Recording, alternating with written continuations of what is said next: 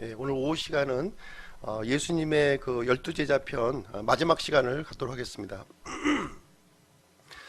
나는 어떤가요? 라는 제목으로 말씀을 전해드리도록 하겠습니다. 지금까지 예수님의 열두 제자를 이제 쭉 살펴보았는데요. 열두 제자에 속했지만 예수님을 배반했던 제자 가룟 유다도 살펴보았고요. 유다를 대체한 인물 마띠아에 대해서도 우리가 살펴보았습니다. 그리고 특별한 목적으로 부름을 받았던 사도 바울에 대해서 지난 시간에 우리가 살펴보았습니다. 제자란 어떤 사람인가 하는 부분에 대해서 이제 말씀을 드리면, 우리가 구원받은 사람들을 신자 또는 이제 그리스도인이라고 우리가 부릅니다. 구원받은 사람 전체가 제자는 아니에요. 제자는 아니고요. 그럼에도 불구하고 하나님께서는 신자 그리스도인으로 머물기를 원치 아니하시고 제자의 삶을 살기를 원하시고 있습니다. 왜냐하면 신자 그리스도인들보다는 제자들에게 더욱 많은 보상이 이제 주어지기 때문에 그러합니다. 구원받지 않았다면 우리가 구원을 받아야 되는 것이고요. 또 구원받은 신자라면 이 제자의 단계까지 우리가 올라갈 필요가 있습니다. 제자에 대해서 9개의 주제를 가지고 말씀을 드리도록 하겠습니다. 이 제자란 특별한 사람이 아니라는 거예요. 평범한 사람들이었습니다. 예수님께서 선택한 12제자들은 이 평범한 사람이었음을 우리에게 얘기를 해주고 있습니다. 제자를 이제 다른 말로 표현한다면 따르는 자예요. 따르는 자. 예수님을 따르는 자를 이제 제자라고 이렇게 부르고 있습니다. 예수님의 12제자를 이렇게 보시면 그 사람들은 부유한 집안에서 태어나지도 않았고요. 고등교육을 이제 받지 않았습니다. 그럼에도 불구하고 예수님의 12제자들은 하나님의 눈앞에서 또 사람들의 눈앞에서 위대한 존재가 되었습니다. 예수님 당시에 이 로마 제국을 통치했던 황제가 있습니다. 그 황제의 이름이 누가복음 3장 1절에 나오고 있는데요. 제가 한번 읽어드리도록 하겠습니다. 누가복음 3장 1절.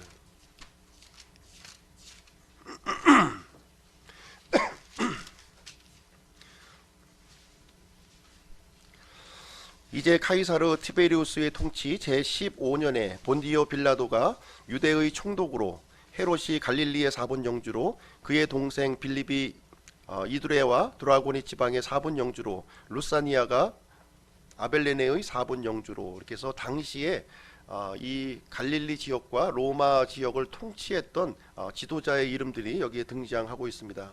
특별히 카이사르 티베리우스라는 사람이 여기 이제 등장하고 있는데요. 통치 제15년이다 이렇게 얘기해주고 있는데, 이 티베리우스라는 사람이 어떤 사람인가 여기에 대해서 좀 말씀드리도록 하겠어요.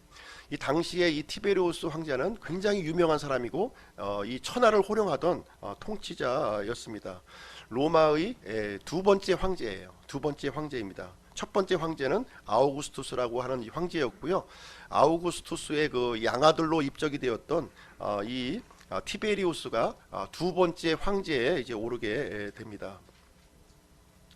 티베리우스의 이름을 보시면 굉장히 길어요. 원래 이름은 티베리우스 율리우스 카이사르 아우구스투스, 이게 굉장히 긴 이름을 이렇게 가지고 있습니다. 이 티베리우스는 로마 제국을 약 24년간 통치를 하게 됩니다. 그리고 이 티베리우스 황제 이후로 로마 제국은 200년 동안 평화의 시대를 이제 구축하게 되는데요. 우리는 이 시대를 뭐라고 부르냐면 역사적으로 팍스 로마나라고 이렇게 부르고 있습니다. 이 티베리우스는 당시에 굉장히 유명했던 사람이에요. 천하를 호령했던 이런 사람이었지만 지금 현 시대에 아마 티베리우스에 대해서 아느냐 이렇게 물어보면 아는 사람이 그렇게 많지 않을 거예요. 반면에 예수님의 제자들은 힘없고 나약한 사람이었습니다. 어부들이었고, 그리고 세리였고, 또 이렇게 로마 제국을 또 대항해서 이렇게 싸웠던 열심당에 속해 있었던 그런 사람들이었습니다. 현재의 상황을 보게 되면 티베리우스라는 이름보다 예수님의 제자였던 베드로, 바울이라는 이름을 더 많이 지금 이제 알고 있는 것이죠. 오늘날 티베리우스라는 이름을 가진 사람을 찾아보기가 매우 힘듭니다.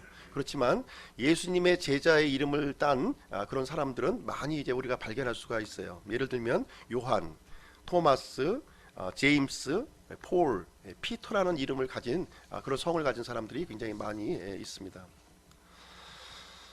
예수님을 따랐던 이런 제자들은 힘없는 사람이었지만 예수님의 이름과 함께 위대한 사람이 되었음을 우리는 이제 눈으로 목격을 하고 있습니다. 예수님께서는 지금도 이렇게 따르는 자, 제자의 삶을 살기를 간절히 원하고 있고요. 지금도 찾고 계십니다. 그럼 예수님의 제자들이 왜 이렇게 특별하고 위대해졌는가, 그 부분에 대해서 말씀을 드리겠습니다. 예수님의 제자들이 특별한 이유는 어떤 특별한 학문을 받은 것도 아니고요, 어떤 이 특별한 어떤 훈련을 받은 것도 아니었습니다. 딱 한 가지 이유가 있었는데, 그것은 무엇이냐면 예수님과 함께하는 삶을 살았다는 거예요. 3년 반의 공생의 기간 동안에 3년 반 동안 살았던 함께하는 삶을 통해서 예수님의 제자들은 위대하고 특별한 사람이 되었다, 이렇게 얘기를 해주고 있습니다. 그리고 예수님의 제자들은 어떤 사람이었냐면 헌신된 사람이었다는 거예요. 자신의 삶을 예수님께 드린 사람들이었음을 우리에게 말해주고 있습니다. 하나님께서는 능력 있고 지혜 있는 사람보다는 헌신된 사람을 찾고 계신다고 하는 사실입니다. 왜냐하면 능력은 하나님께 속한 것이지 사람에게 속한 것이 아니라는 것입니다. 사람의 능력은 아무리 뛰어나도요, 사람을 구원할 능력이 없어요. 사람의 지혜가 아무리 뛰어나도 그 사람을 변화시킬 수 없다고 하는 사실입니다. 그러나 하나님의 지혜와 능력은 구원을 주시고 사람을 변화시키게 하는 능력을 갖고 있습니다. 그래서 예수님의 제자들은 온전히 예수님께 드려진 사람이었음을 우리는 볼 수가 있습니다. 예전에 수술용 장갑에 대해서 잠깐 말씀드렸어요. 외과 의사가 이제 수술하기 위해서는 장갑을 이제 착용하고 이제 수술을 하게 됩니다. 외과 의사를 이제 하나님이라고 이제 생각을 하고 수술용 장갑은 이제 제자들이라고 우리가 볼 수가 있습니다. 수술용 장갑이 내가 한번 수술해 보겠다고 이렇게 나서게 되면 아마 그 수술은 망쳐버리고 말 거예요. 수술용 장갑은 외과 의사에 의해 사용되어질 때, 온전하게 들여지고 사용되어질 때 훌륭하게 수술을 마칠 수 있음을 우리는 알 수가 있습니다. 장갑이 이제 갖춰야 될 요소는요, 깨끗하고 부드러워야 된다는 거예요. 깨끗하고 부드러워야 된다. 뻣뻣하면 수술을 할 수가 없는 거예요. 그래서 우리 그리스도인들, 우리 믿는 사람들은 하나님 앞에서 깨끗하고 부드러운 마음을 가져야 된다는 거예요. 딱딱한 마음으로 고집을 이렇게 세우게 되면 하나님이 사용할 수가 없다는 거죠. 아무리 사용하고 싶어도 사용할 수가 없는 거예요. 그래서 부드러운 마음, 이 드려진 마음, 또 청결한 마음을 가질 때 하나님께서는 그 사람을 들어서 이렇게 사용하시는 모습을 이제 우리는 볼 수가 있는 것입니다. 하나님께서 찾으시는 사람은 능력 있고 지혜로운 사람이 아니라는 거예요. 돈 많고 능력 많고 교육 많은 사람이 절대로 아닙니다. 하나님께서는 절대로 이런 부분에는 관심도 갖고 계시지 않고요. 하나님께서 관심 가지신 분은 무엇이냐면 사용하기 편리한 사람이에요. 마치 외과 의사가 사용하기 좋은 깨끗한 장갑을 찾는 것처럼 하나님께서도 그런 사람을 찾고 계신다는 것을 우리에게 말씀해 주고 있습니다. 그래서 예수님이 선택한 12 제자들의 면모를 쭉 살펴볼 때 세상적으로 변변치 못한 그런 사람들이었어요. 그렇지만 이 기꺼이 주님께 드려졌고 사용되어졌음을 우리는 발견할 수가 있습니다. 고린도전서 1장 말씀을 한번 가서 보시도록 하겠습니다. 고린도전서 1장.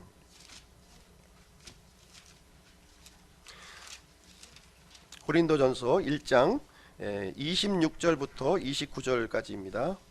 고린도전서 1장 26절 29절 같이 한번 읽어볼게요. 시작.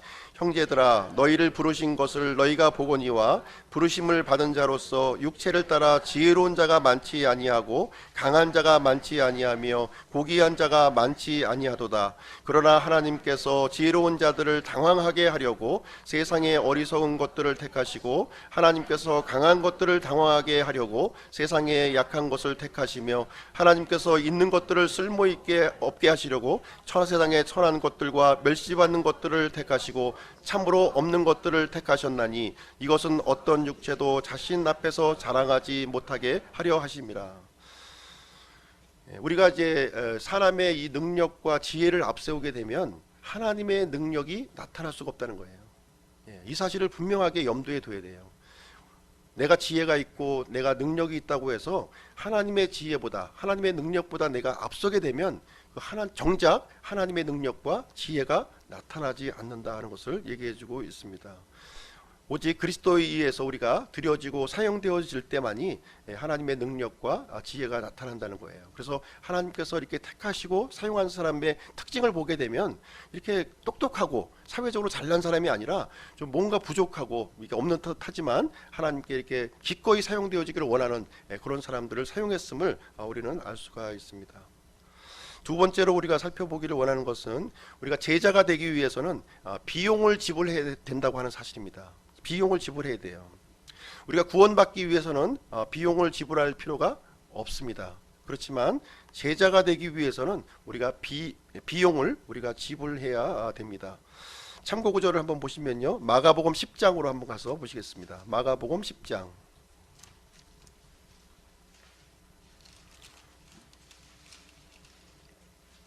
마가복음 10장 28절부터 30절까지입니다. 10장 28절 30절 같이 읽겠습니다. 시작.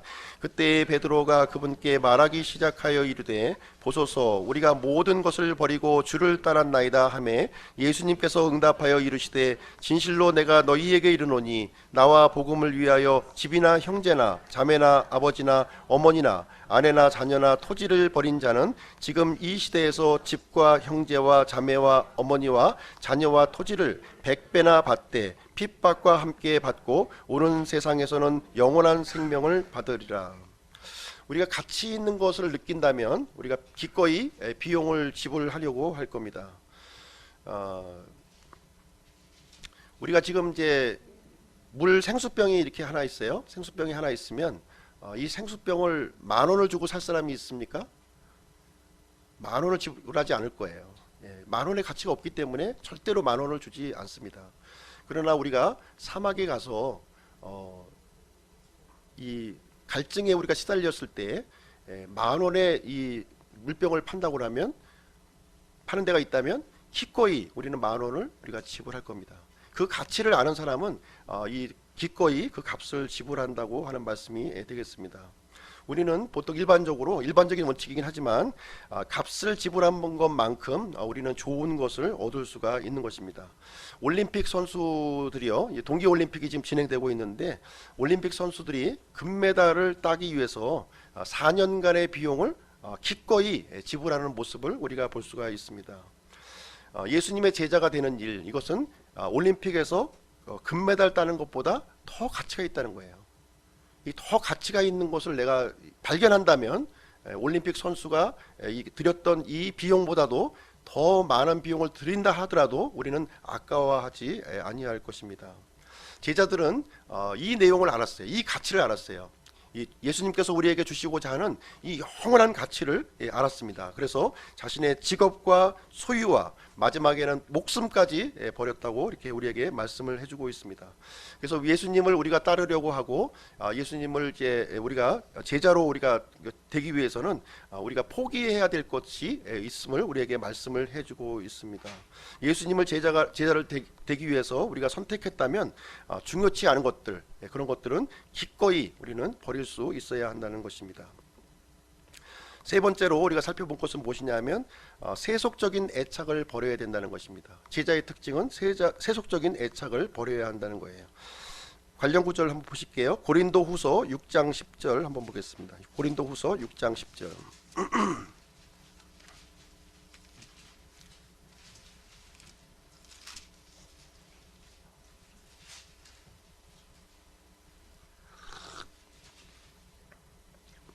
고린도후서 6장 10절 같이 읽겠습니다. 시작.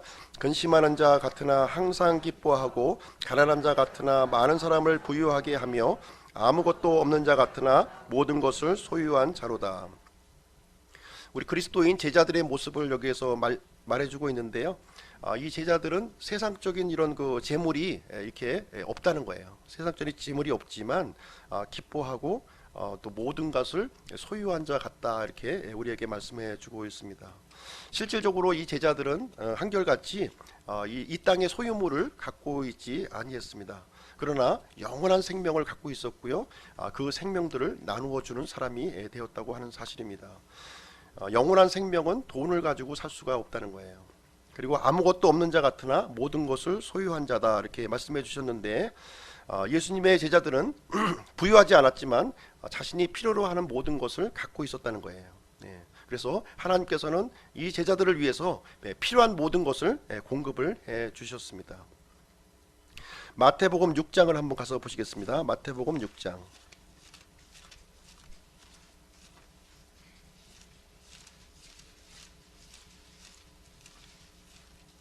마태복음 6장 28절부터 33절까지 말씀입니다. 마태복음 6장 28절로 33절 같이 읽겠습니다. 시작. 또 너희가 어찌하여 옷을 위해 염려하느냐. 들의 백합들이 어떻게 자라는지 깊이 생각해 보라. 그것들은 수고도 하지 아니하느니라. 그러나 내가 너희에게 이르노니 자기의 모든 영광 중에 있던 솔로몬도 이것들 중 하나와 같이 차려입지 못하였느니라. 그러므로 오늘 있다가 내일 아궁이에 던져질 들풀도 하나님께서 이렇게 입히시거든. 오 너희 믿음이 적은 자들아, 하물며 너희는 더 잘 입히지 아니하시겠느냐. 그러므로 염려하여 이르기를 우리가 무엇을 먹을까, 혹은 우리가 무엇을 마실까, 혹은 우리가 무엇을 입을까 하지 말라. 이 모든 것은 이방인들이 구하나니 너희 하늘 아버지께서는 이 모든 것이 너희에게 필요한 줄 아시느니라. 오직 너희는 첫째로 하나님의 왕국과 그분의 의를 구하라. 그리하면 이 모든 것을 너희에게 더하시리라. 하나님께서 우리에게 말씀하시기를, 우리 믿는 사람들에게 하시는 말씀이 되겠습니다. 무엇을 입을까, 무엇을 마실까, 무엇을 먹을까 염려하지 말라는 거예요. 이런 염려를 한다면 믿음이 적은 자라고 우리에게 말씀을 해주고 있습니다.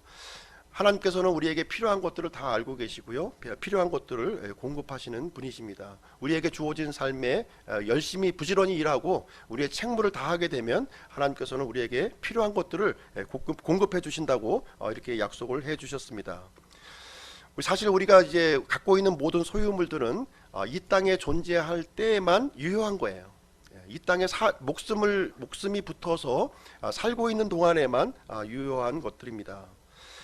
이 세상에 갖고 있는 모든 소유물들은 우리가 하나도 가져가지 못한다는 사실이에요. 집, 자동차, 통장에 있는 돈 단 하나도 못 가져간다는 거예요. 우리의 목숨이 걷어지는 그 순간 이렇게 전부 명의 이전이 아마 다 될 것입니다. 우리가 영원히 소유해야 될 것, 그것에 우리가 관심을 가져야 될 것을 우리에게 말씀을 해주고 있습니다. 목회를 이용해서 소유를 넓히는 사람들이 이제 많이 있어요. 그래서 참된 제자라면 그런 것을 이제 버려야 한다고 하는 것이죠. 그런 현실적인 세속적인 재물에 대해서는 안녕, 굿바이 이렇게 얘기할 수 있어야 한다고 하는 것입니다. 누가복음 14장 말씀 한번 가서 보실게요. 누가복음 14장.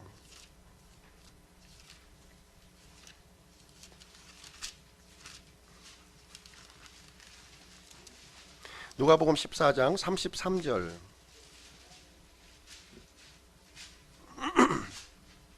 누가복음 14장 33절 같이 읽겠습니다. 시작. 이와 같이 너희 중에 누구든지 자기의 모든 소유를 버리지 아니하는 자는 능히 내 제자가 되지 못하리라.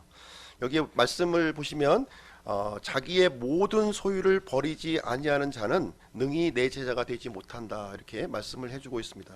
그러면 예수님의 제자가 되기 위해서 내 가지고 있는 소유물을 다 버려야 하는가, 이런 생각을 이제 갖게 해야 될 의문이 아마 드실 거예요.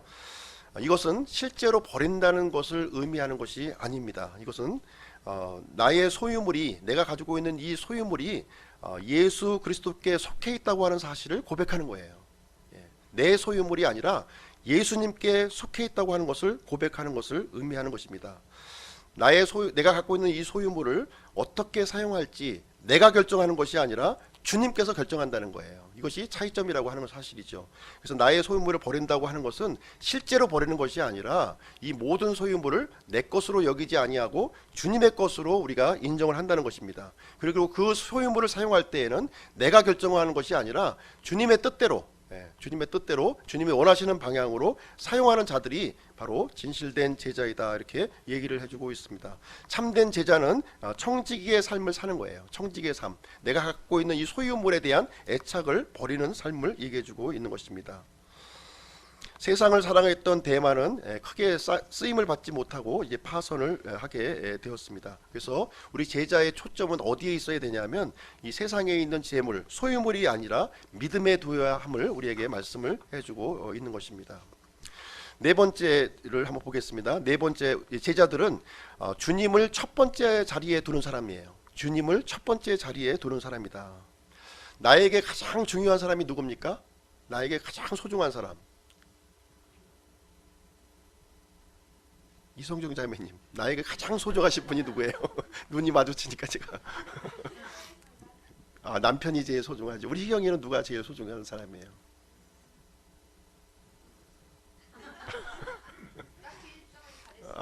일정하게 갈 수가 없어요. 예. 가장 소중한 사람이 있어요. 가장 소중한 사람. 예. 나름대로 아마 가장 소중한 사람이 있을 거예요. 우리 최희재 자매님은 한번 물어보면은 아마 현우가 아니겠는가 이렇게 답할 수도 있겠죠. 예. 예수님의 제자들은 예수 그리스도라고 이렇게 답했어요.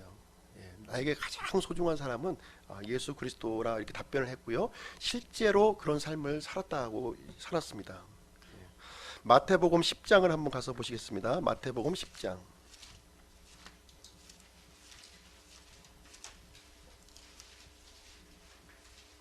마태복음 10장 37절 38절 37, 38절 같이 읽겠습니다. 시작. 아버지나 어머니를 나보다 더 사랑하는 자는 내게 합당하지 아니하고 아들이나 딸을 나보다 더 사랑하는 자도 내게 합당하지 아니하며 또 자기 십자가를 지고 내 뒤를 따르지 아니하는 자도 내게 합당하지 아니하느니라. 예수님보다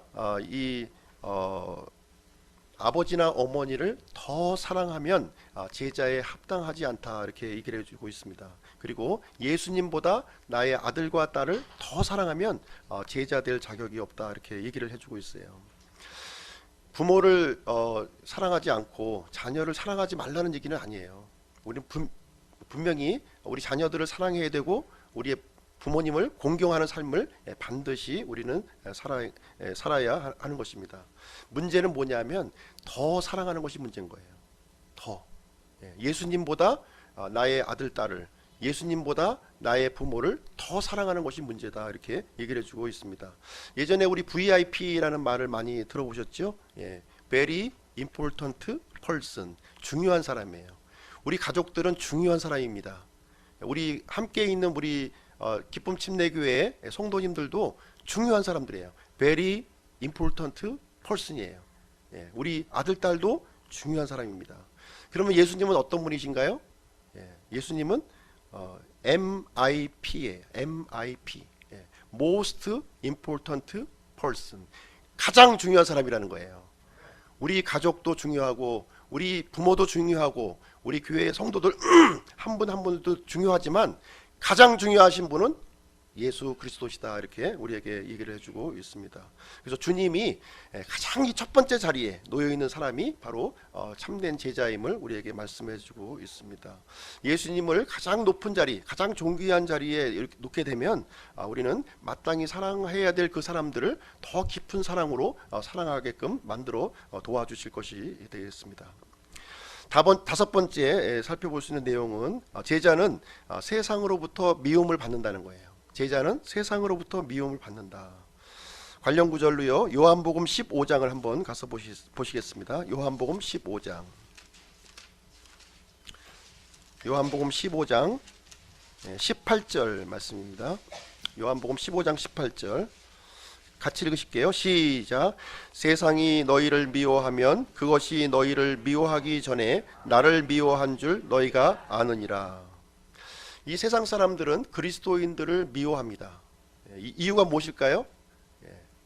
예수 그리스도를 미워하기 때문에 예수 그리스도에 속한 사람들을 미워하는 것입니다. 이 세상은 마귀에게 속해 있어요. 이 세상의 통치자는 바로 마귀입니다.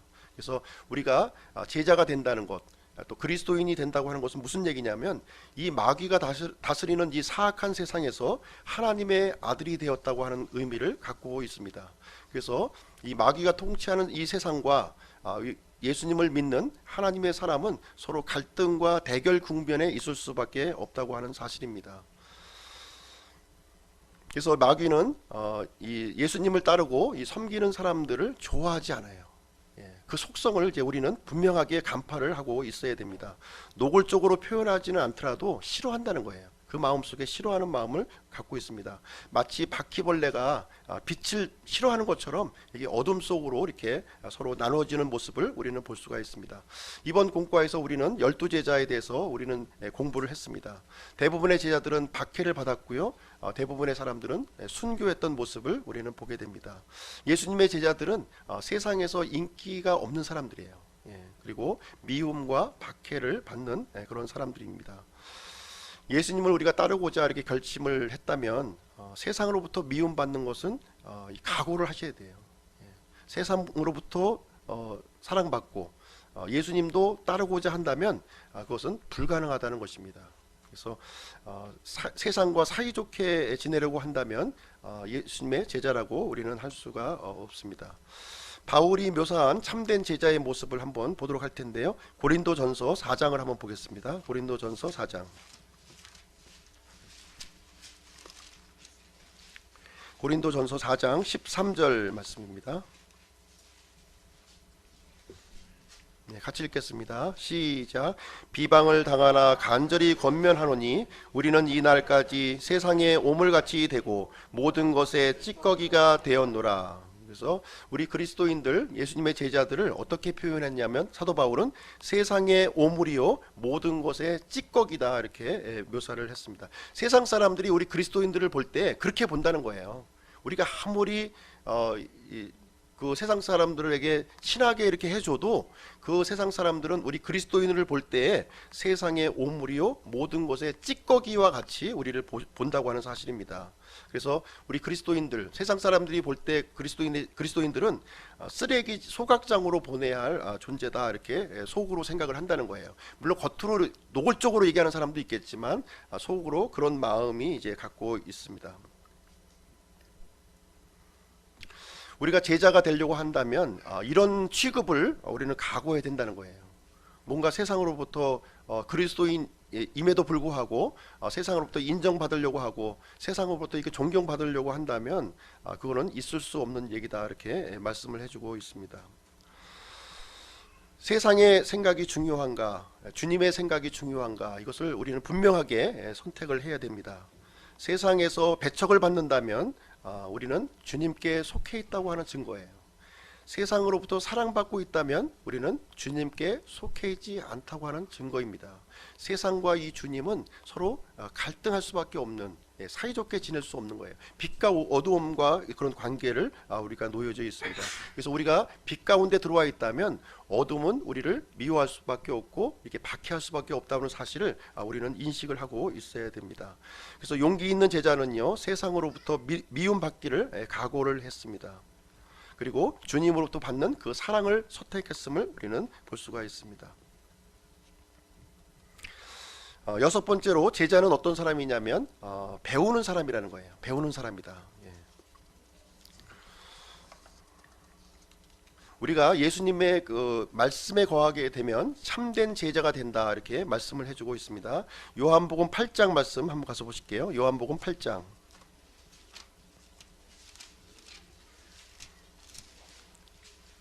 요한복음 8장 31절 32절.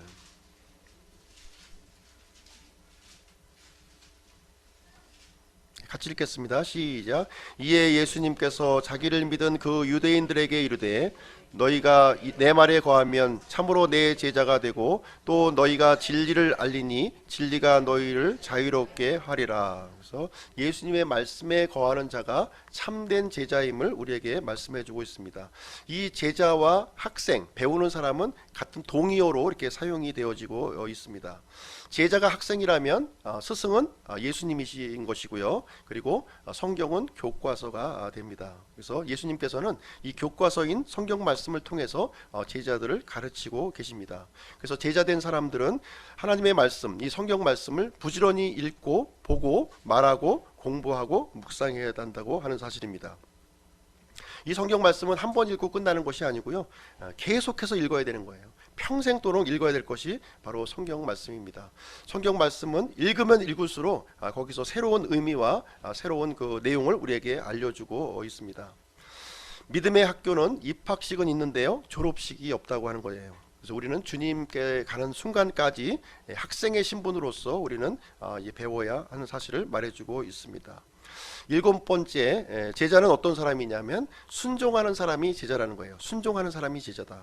누가복음 6장 말씀 한번 가서 보시겠습니다. 누가복음 6장. 누가복음 6장 46절.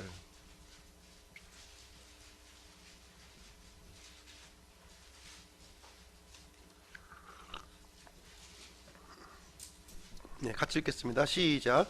너희는 나를 불러 주여 주여 하면서도 어찌하여 내가 말하는 것들을 행하지 아니하느냐. 오늘날 보시면 주여 주여 하는 사람들 많죠. 주여 주여 하는 사람들은 많이 있는데 정작 주님의 말씀을 이렇게 순종하고 실천하는 사람은 극히 드문 것이 사실입니다. 이 제자의 특징은 무엇이냐면 순종하는 삶이에요. 순종하는 삶. 순종하지 않는 사람은, 하나님의 말씀을 듣고 이렇게 순종하지 않는 사람은 스스로를 이제 속이는 사람인 것이지요. 그래서 주님에 대한 사랑은 우리가 순종으로 나타나는 것을 우리는 이제 살펴볼 수가 있습니다. 요한복음 14장 말씀도 한번 가서 보실게요. 요한복음 14장. 요한복음 14장 15절 말씀입니다. 15절.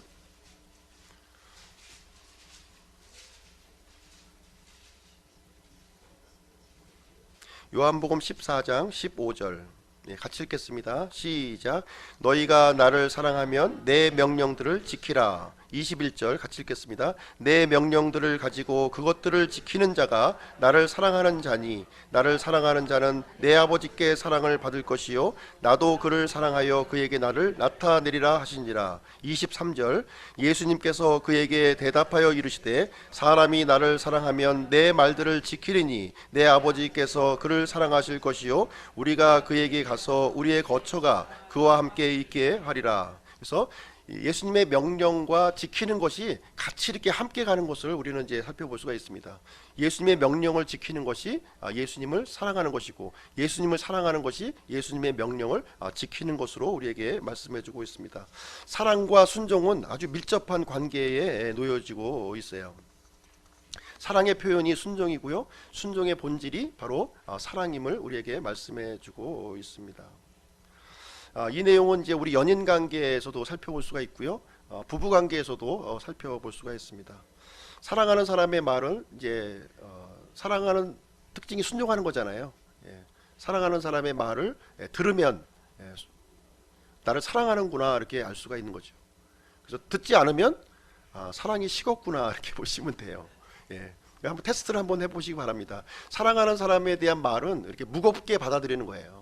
신중하게 받아들입니다. 특별히 연인 사이에 있을 때는 굉장히 신중하게 받아들이는데 결혼하고 나서는 좀 이제 신중하게 받아들이지 않고 거적으로 이제 받아들이는 경우가 이제 많이, 저를 포함해서 많이 있습니다.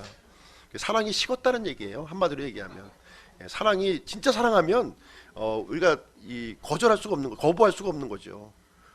제주도에 한번 뛰어갔다 와. 그러면 뛰어갔다 와야 되는 거예요. 사랑하면. 물론 그런 걸 시키지는 않겠지만 사랑과 순종은 서로 이렇게 아주 깊은 밀접한 관계에 있는 거예요. 우리가 주님을 사랑한다 얘기하면서 주님의 말씀을 무시한다면 주님을 사랑하는 것이 아니다 이렇게 분명하게 얘기를 해주고 있는 것입니다. 그래서 말로만 주여 주여 하지 말고 주님의 말씀을 이렇게 순종하는 것이 주님을 사랑하는 자인 것입니다. 주님을 사랑하는 것에 대해서는 주님께서 아주 놀라운 복을 우리에게 약속을 해주고 계십니다. 나를 사랑하고 내 명령을 지키는 자는 수천의 사람들에게 긍휼을 베풀어 주신다 이렇게 약속을 해 주셨습니다. 8번째 내용을 한번 보겠습니다. 8번째는 이 제자는 자기를 부인한다는 거예요. 제자의 특징은 자기를 부인하는 삶임을 얘기해 주고 있습니다. 자기 부인이라고 하는 말은 이제 어떤 뜻이냐면 자기에 대해서는 아니요 이렇게 얘기하는 거예요. 자기에 대해서는 아니요, 그러나 그리스도에 대해서는 예 이렇게 하는 겁니다. 우리 사랑하는 사람하고도 동일하게 할 수 있어요. 사랑하는 사람 관계에서 나는 아니요 하고 상대방을 예 이렇게 대우하면 전혀 문제가 없다고 하는 거예요. 남편에게 나는 아니요, 남편은 예 이렇게 하면은 부부관계에 아무 문제가 없는 거예요. 또 아내에게 마찬가지죠. 나는 아니요 예 하면은 문제가 없는 것입니다. 제자의 특징은 자기를 부인하는 삶이 되겠습니다. 관련 구절 한번 보실게요. 누가복음 9장 23절입니다. 누가복음 9장 23절.